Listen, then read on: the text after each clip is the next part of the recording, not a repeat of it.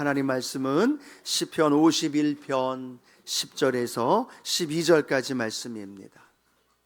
시편 51편 10절에서 12절 우리 함께 봉독하겠습니다.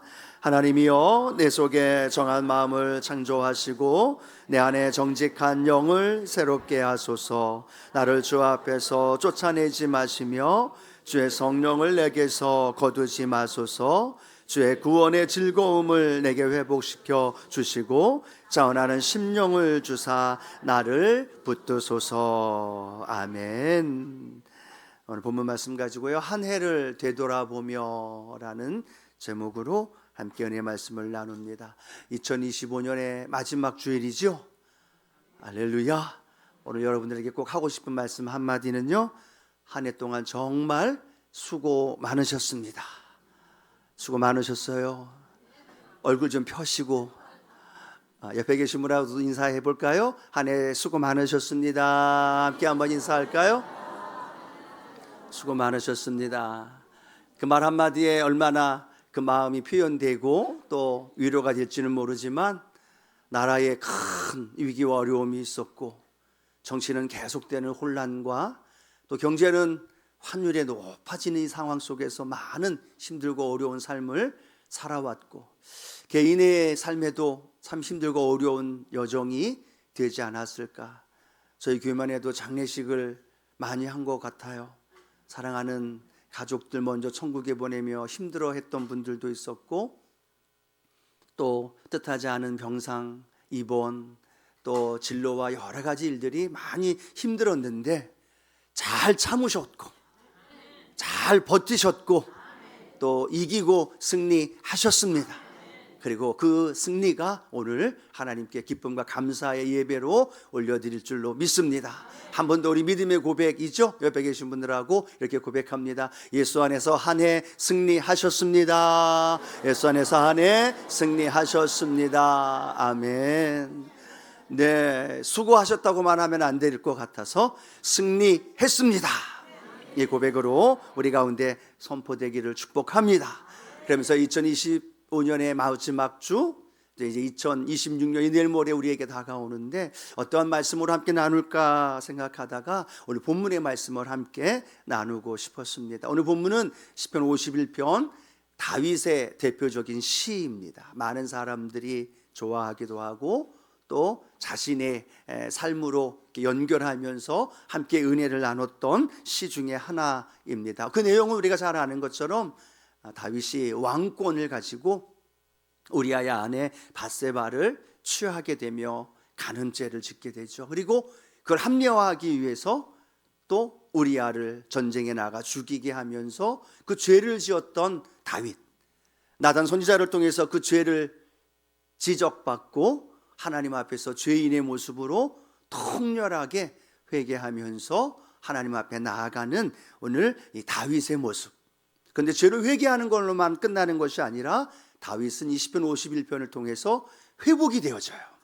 감사가, 은혜가, 구원이 회복이 되어지고 더 나아가서 미래를 향해서 전진하는 결단이 이 시편 51편에 기록되어 있습니다. 오늘 이 마지막 주 예배를 통해 저와 여러분의 마음이 다윗의 마음으로 품게 되기를 원하면서 다윗이 가졌던 그 마음, 어떤 마음인가, 어떠한 삶인가 생각해 보면서 저와 여러분의 삶에도 그 은혜가 일어나기를 소원합니다. 한 해를 되돌아보면서 여러 가지 생각하고 판단하고 분별하는 걸로만 끝나는 것이 아니라 오늘 이 예배는 2026년을 향하여 새롭게 방향이 전환되는 예배가 되고 또 그 은혜가 저와 여러분 안에도 있게 되기를 축복합니다. 첫 번째, 오늘 다윗은 정결한 마음으로 하나님 앞에 나아가길 원하고 있습니다. 말씀드렸다시피 다윗은 육신의 정욕을 이기지 못해서 그러한 살인죄 그리고 음란죄까지 그걸 또 합리화하기 위해서 자기의 가지고 있는 권력을 사용하는 참 다윗답지 않은 행동을 우리는 성경을 통해 보게 되어줍니다. 그 모습을 보았던 다윗도 스스로에게 뭐라고 이야기를 하느냐? 나는 죄악 중에 출생하였다. 그 말은 어떤 의미예요? 죄악 가운데 태어났고 죄 가운데 살 수밖에 없는 존재라는 걸 고백하는 거죠. 또 이렇게 얘기합니다. 어머니가 죄 중에서 나를 잉태하였다. 죄 가운데 살 수밖에 없는 그 모습을 왕의 자리를 내려놓고 하나님 앞에 기름 부음 받았던 그 은혜도 내려놓고 그 모든 타이틀 다 내려놓고 하나님 앞에 정직하게 고백하는 거예요. 하나님, 나는 죄인입니다. 죄를 지을 수밖에 없는 존재입니다. 그리고 이런 심각한 죄를 짓고 하나님 앞에 섭니다라고 고백하면서 애통하며 밤새 침상을 적셔가면서 눈물로 자신의 죄를 회개하는 다윗의 모습을 보죠. 시편 51편 9절은 그의 고백이 이렇게 선포되어집니다. 함께 합니다. 주의 얼굴을 내 죄에서 돌이키시고 내 모든 죄악을 지워 주소서라는 고백으로 자신의 죄를 하나님 앞에 정직하게 회개하고 있는 모습. 사실 이렇게 다윗에 대하여 우리가 잘 아는 것처럼 하나님 마음에 합한 사람인데 또 왕이고 또 여러 가지 하나님 칭찬받았던 사람인데 어떻게 이런 죄를 지을 수 있을까? 충격이다. 정말 저런 죄를 어떻게 지을 수 있을까라는 그러한 반문을 하면서 이 다윗을 향하여 돌을 던질 사람이 우리가 있을까요? 아니라는 거죠. 우리도 동일하게 다윗처럼 한 해를 되돌아보면 죄 가운데 살 수밖에 없었던 연약한 모습을 발견하게 됩니다. 예수님 뭐라고 말씀하셨어요? 음욕을 품고 여자를 바라보는 자마다 이미 간음한 자다라고 말하죠. 미워하는 자는 이미 살인한 자다라고 말하죠. 한번 생각해 보시겠어요? 여러분, 몇 명 죽이셨어요? 미워하는 마음이 얼마나 많았어요. 입으로 말 한마디로 다른 사람의 마음을 후벼 파고 상처 주고 아파하고 교회를 떠나게 할 만큼 많은 우리의 죄의 모습들, 생각을 통해서 행동을 통해서 참 많은 사람들에게 아픔을 주며 살았던 죄인의 모습이 다윗의 모습이 아니라 누구의 모습이에요? 우리의 모습이라는 것. 알고 지은 죄, 모르고 지은 죄 얼마나 많아요. 그것이 합리화하기 위해서 또 다른 잘못, 또 다른 실수, 또 다른 허물들이 우리 안에 너무나 많았던 모습을 발견하게 되었습니다. 오늘 다윗이 그 죄 앞에서 합리화하면서 덮었지만 결국에는 하나님 앞에 통회하며 자복하면서 자신의 죄를 하나님 앞에 회개하고 있다는 것. 그렇다면 오늘 우리가 올 한 해를 지나기 전에 이 다윗의 마음처럼 우리의 연약했던 모든 죄와 허물들 그냥 끌어안고 합리화하고 덮어버리고 그냥 내일 다음 해로 넘어가는 것이 아니라 오늘 이 예배가 우리의 죄의 문제를 주님 앞에 정직하게 고백하면서 주님, 나도 죄인입니다. 내 연약함, 허물들 너무나 많습니다. 오늘 그 연약함을 고백하며 인정하는 오늘 이 예배가 되어지기를 축복합니다. 우리는 잘 압니다. 구약의 말씀을 함께 나누면서 선지자들이 이스라엘 백성들을 향하여 계속 되어지는 말씀, 어떤 말씀이에요? 돌아오라, 돌아오라, 돌아오라라고 이야기를 하셨던 말씀. 그런데도 그들은 돌아오지 않았습니다. 경고를 드리고 메시지로 선지자로 그렇게 사인을 주었음에도 불구하고 그들은 회개하지 않고 하나님께로 돌아오지 않았다. 그리고 결국은 하나님의 징계를 받을 수밖에 없었던 이스라엘 백성들의 모습. 오늘 그 전철을 우리가 오늘 밟고 있는 건 아닌가? 그 전철을 오늘도 우리가 똑같이 걸어가고 있는 건 아닌가? 어쩌면 오늘이 2025년을 마무리하면서 우리에게 마지막 주시는 돌아오라, 죄의 문제를 주님 앞에 내려놓고 죄 사함의 은혜의 자리로 나아오라 라고 말씀하시는 주님의 음성이 오늘 저와 여러분 안에 들려지기를 소원합니다. 저와 여러분, 다윗 모두 다 죄인입니다. 죄를 지을 수밖에 없는 존재예요. 근데 중요한 건 뭐냐? 죄를 지은 것이 아니라 그 죄를 끌어안고 하나님 앞에 나와서 회개하는 것인 줄로 믿습니다. 덮어버리고 모른 척하고 우리는 잊어버려도 그것이 점점 쌓여지면서 내 영혼이 병들어가고 있다는 거예요. 내 영혼이 하나님의 은혜가 흘러넘치는 것을 받아 누릴 수 없는 존재로 되어져 버린다는 거예요. 돌아오라 라고 말씀하실 때, 회개하라 라고 말씀하실 때마다 우리의 심령이 하나님께 회개하면서 더 가까이 주님 앞에 나아가는 은혜가 있게 되기를 축복합니다. 그래서 죄는 하나님을 점점 멀리하게 합니다. 그런데 죄가 아니라 회개하면 그 회개는 우리를 하나님께로 더 가까이 인도하신다는 거예요. 그리고 그 하나님의 임재 앞으로 우리를 들어갈 수 있도록 만들어 주신다는 거예요. 그럼 오늘 이 예배가 하나님의 임재 앞으로 나아가는 예배가 되기를 원합니다. 그럴 때 우리의 죄가 사함받아지고 깨끗한 심령으로 주님 앞에 나아가면서 주님, 내 마음이, 내 심령이 정결한 마음으로 인도해 주시옵소서.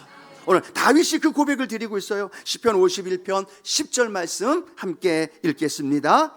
하나님이여, 내 속에 정한 마음을 창조하시고 내 안에 정직한 영을 새롭게 하소서. 아멘. 다윗이 그 고백을 드리는 거예요. 죄를 고백하면서 죄 사함의 은혜를 주시는 주님을 바라보면서 내 속에 정한 마음을 창조하여 주시옵소서. 우리 가슴을 한번 오른손 얹어 놓고 한번 이렇게 고백해 볼까요? 내 속에 정한 마음을 창조하여 주옵소서. 그 정한 마음이 예수의 보혈로 말미암아 오늘 우리 안에 회복되어지기를 축복합니다.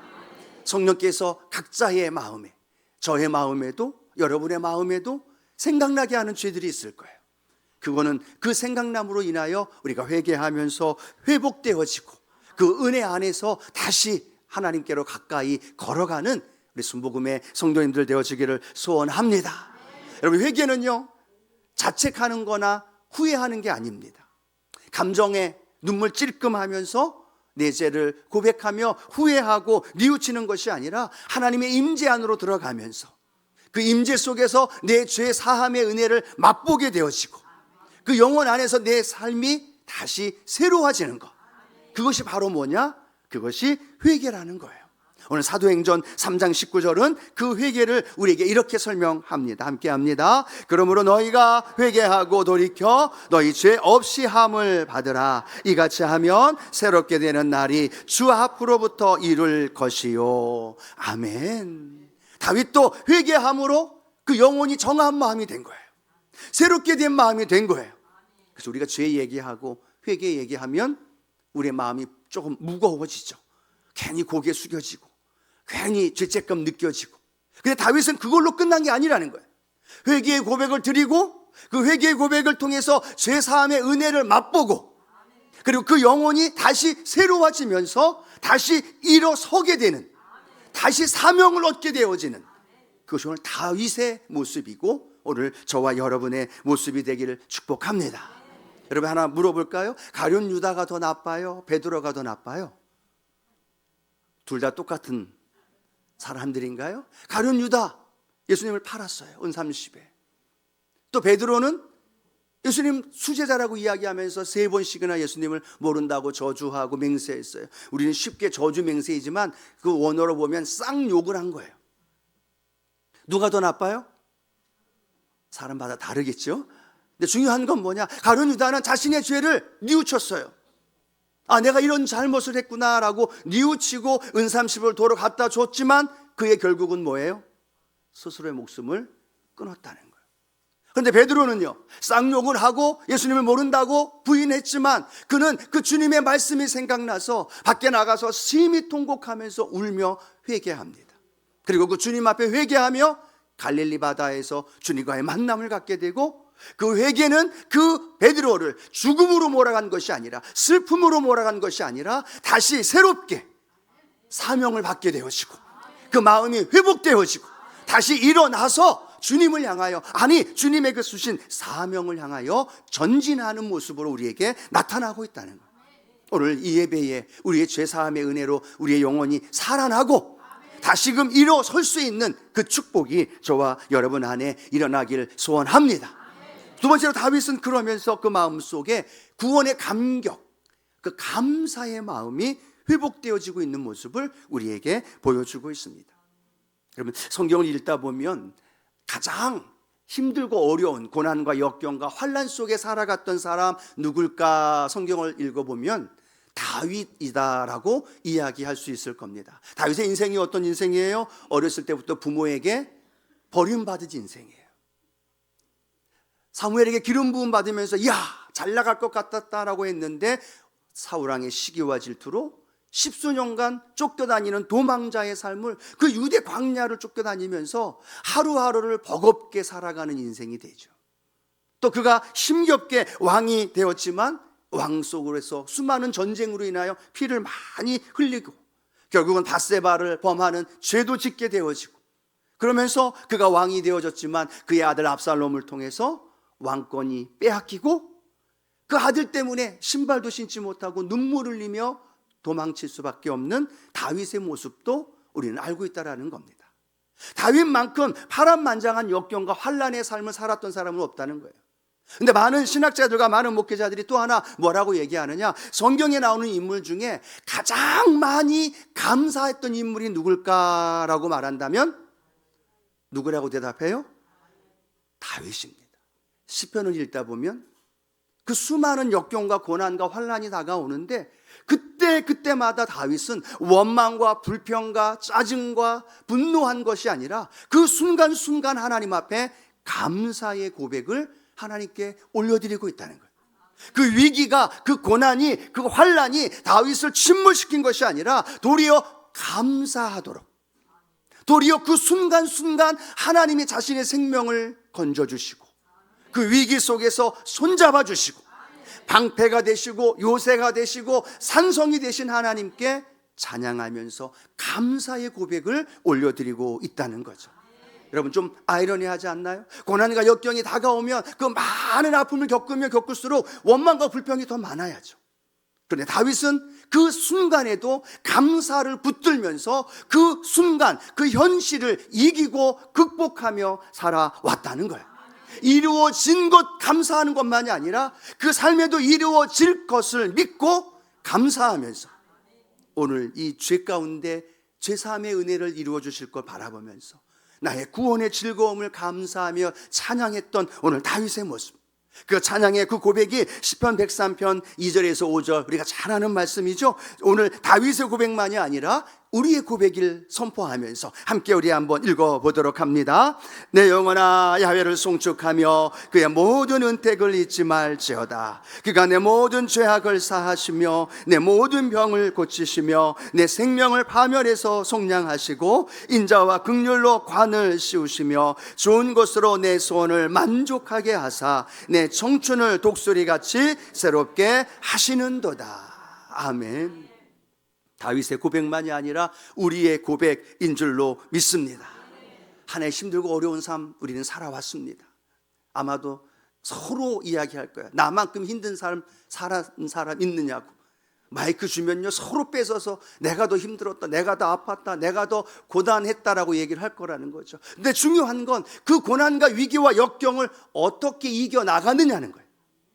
오늘 다윗은 자신 있게 감사로 고백되어지기에 오늘도 저와 여러분이 오늘 이 예배를 통해 그 은혜, 그 순간, 그 환란의 역경 속에서도 하나님이 나를 지켜주셨습니다. 그것이 오늘 감사가 되어지고, 혹시나 원망과 불평 또 짜증내고 분노했던 것 있다면 오늘 회개하면서 하나님 오늘 다시금 내 안에 그 감사가 회복되게 하여 주시옵소서. 여러분, 감사는요 과거의 은혜만 생각하는 게 감사가 아니라 그 감사는 오늘을 살아갈 수 있도록 우리를 지탱해 준다는 거예요. 믿으시면 아멘. 오늘을 일어날 수 있도록 우리를 인도해 주시는 거죠. 그래서 감사는 환경이 열려지면 감사하는 것이 아니라 하나님을 신뢰하면 감사가 나온다는 거예요. 역경 속에서도 어떻게 감사해요? 하나님을 신뢰하니까. 낙심되고 사방으로 우겨싸움을 당하고 있음에도 원망과 불평이 아니라 감사할 수 있는 건 뭐예요? 하나님이 건져주실 것을 믿기에 그 감사를 붙들고 버티고 살아가는 거죠. 오늘도 우리가 그렇게 살아온 줄로 믿습니다. 그래서 오늘의 우리 예배가 감사가 회복되어졌으면 좋겠어요.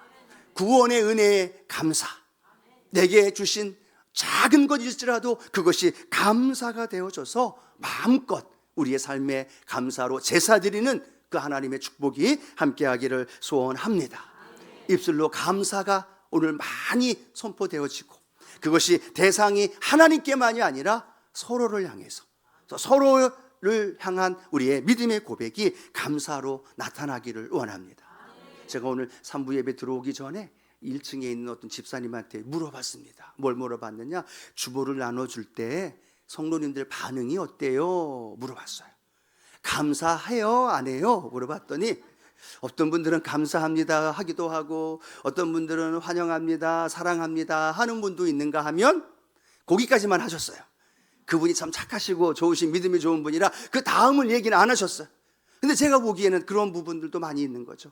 주보 봉사하시는 봉사집사님들의 그 주보 손길 하나에도 감사보다는 인상 쓰고 불편한 모습 표현하고 내가 생각했던 거 다르다고 내 언어, 내 표현으로 그렇게 나타난 모습들이 우리 안에 나타나지는 않는가 생각해 보면서 봉사하며 주보 하나 받는 것만 해도 감사합니다가 회복되어져야 되고 예배 드리며 우리 시온성가대 아름다운 찬양을 들으면서 이 찬양으로 인해 감사가 되어지고 오병이어의 찬양 또 함께 드리는 이 예배에 감사가 작은 것부터 회복되어진다면 그 은혜가 저와 여러분 안에 일어날 줄로 믿습니다.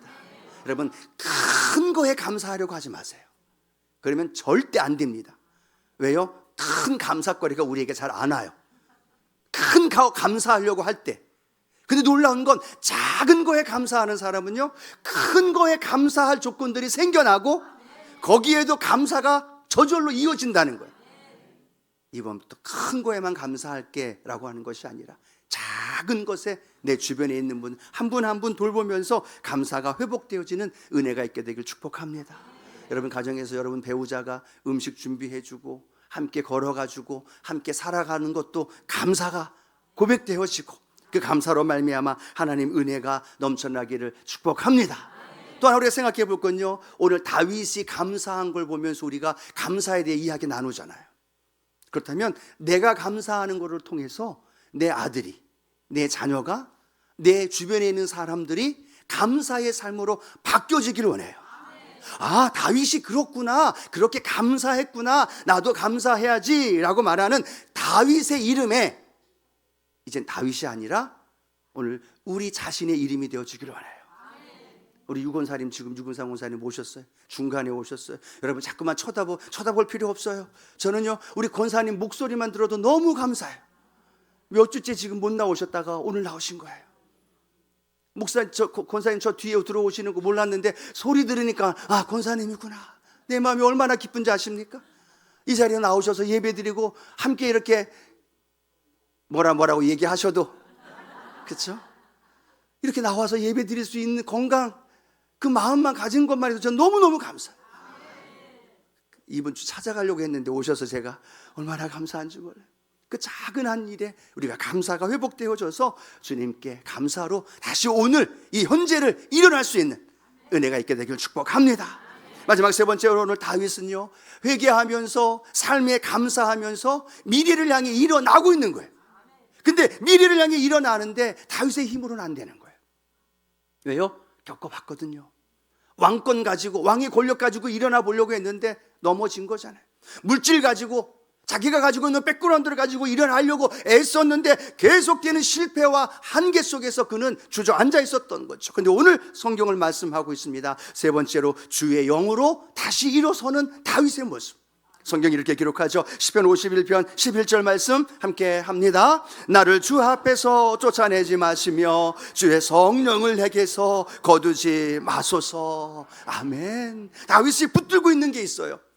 그것은 주의 성령을 내게서 거두지 마소서. 주의 성령이 떠나면, 주의 성령이 내 앞에 사라지면 나는 존재할 수 없습니다. 나는 일어설 수 없습니다. 나는 무너질 수밖에 없습니다 라고 선포하면서 주의 성령을 내게 부어 주시옵소서. 사무엘에게 어렸을 때 기름 부음 받았을 때 야훼의 영으로 충만했던 그 성령 충만해서 수금을 탈 때 악신이 들려서 고통 중에 있었던 사울의 악신을 쫓아 주었던 그 성령, 예배의 자리에서 임재하셨던 그 성령님이 오늘 다윗이 갈망하는 거예요. 죄를 지음으로 인하여, 환경으로 인하여 성령이 떠나갈까 봐 성령님 오늘 내게서 함께하여 주시고 그 성령으로 내가 다시 일어나게 하옵소서. 그 성령에 대한 갈망함이 오늘 다윗이 아니라 오늘 저와 여러분이 되기를 축복합니다. 다윗도 다 붙들어 봤어요. 다윗도 다 경험해 봤어요. 그런데 그 모든 물질, 건강, 삶 그것들이 다 허사가 될 수밖에 없다는 거예요. 여러분 2026년 무엇을 붙들고 사시겠습니까? 여러분이 가지고 있는 물질인가요? 사업인가요? 여러분의 자녀인가요? 아니요. 그 모든 붙들고 있는 것들 그냥 안개와 같이 사라질 수밖에 없고 우리에게 실망을 줄 수밖에 없다라는. 그러나 주의 성령이 오늘 다윗에게 임했던 것처럼 오늘 우리에게도 임하여 주옵소서. 그 성령이 나를 붙들 때 그 성령의 능력으로 내가 살아가고 그 성령의 능력으로 우리의 한계를 뛰어넘는 우리 모두가 되기를 소원합니다. 오늘 다윗은 위대한 고백을 하고 있습니다. 사무엘하 23장 2절 이렇게 고백하죠. 야훼의 영이 나를 통하여 말씀하시며 그의 말씀이 내 혀에 있도다 라고 말합니다. 야훼의 영이 나를 통하여 말씀하신다는 거예요. 여러분 우리가 말할 때 누가 말해요? 내가 말하잖아요. 내가 하고 싶은 말하고 내 감정에 못 이겨서 분노하고 거짓말하고 다른 사람에게 상처 주는 말들을 너무나 많이 하잖아요. 근데 오늘 다윗은 그렇게 고백합니다. 야훼의 영이 내 안에 충만하게 되자 나를 통하여 말하는데 그 말이 내 말이 아니라 성령이 말씀하신다는 거예요. 내가 말하면 상처를 주고 내가 말하면 실수하는데 놀라운 건 야훼의 영이 나를 통하여 말씀하시자 그 말씀이 힘이 있어서 절망 속에 있는 사람에게 위로가 되고 슬픔 속에 있는 사람에게 위로와 소망과 다시 일어날 수 있는 생명의 역사가 일어난 줄로 믿습니다. 우리 말할 때마다 우리의 삶을 살아갈 때마다 하나님의 영 성령이 통하여 우리의 삶에 고백되어지고 선포되어지고 살리게 되고 일으켜주고 그 성령의 능력이 우리를 통해 마음껏 증거되어지는 저와 여러분 되어지기를 주님의 이름으로 축복합니다. 여러분 다윗은 그 성령을 간절히 사모한 이후에도요 문제는 다가왔어요. 위기는 또 다가왔어요. 어려움은 또 다가옵니다. 우리의 인생도 마찬가지예요. 오늘 성령과 함께 살아가야지 라고 말하지만 2026년 우리의 길이 아무런 문제와 고난과 역경 없이 평탄한 대로로 가고자 원하지만 그렇게 되지 않는다는 거예요. 그런데 그게 중요한 것이 아니라 어떤 길이 온다 할지라도 꼬불꼬불 울퉁불퉁 길이 온다 할지라도 때로는 절망의 삶이 우리에게 다가온다 할지라도 나는 일어설 수 없지만 성령의 능력으로 일어서서 담대히 그 길을 걸어가고 또 성령님과 함께 광야의 길을 내고 사막의 강물을 내고 그 하나님 만나면서 넉넉히 이기며 살아갈 수 있는 저와 여러분 되어지기를 축복합니다. 오늘 저는 여러분에게 2026년을 살아가는 저와 여러분에게 예수님이 제자들에게 하셨던 말씀, 그렇죠, 부활하신 이후에 불안과 두려움 속에 있는 미래에 대하여 염려 속에 있는 제자들에게 너에게 평강이 있을지어다 라고 말씀하시면서 뭐라고 말씀하셔요? 성령을 받으라 말씀하신 그 성령이 오늘 저와 여러분에게 충만하길 원합니다. 에베소 성도를 향하여 사도 바울이 이야기하죠. 술 취하지 마십시오. 오직 성령의 충만을 받으십시오. 오늘 저와 여러분에게도 동일한 성령의 충만한 은혜가 함께 하셔서 내 힘이 아니라 내 능이 아니라 성령의 능력으로 담대히 이겨나가며 2025년 그리고 2026년 새로운 놀라운 축복이 우리 성도님의 삶 가운데 일어나기를 주님의 이름으로 축원합니다. 축원합니다. 말씀을 맺기를 원합니다. 회개를 통해 우리의 과거 올 한 해를 되돌아봅니다. 그리고 그 임재하심 하나님 앞에 들어갈 때 우리는 하나님의 돌보심을 발견하면서 감사가 터져 나오는 거예요. 그리고 그 감사를 통하여 내가 다시 하나님의 영 성령을 붙들고 살아갑니다.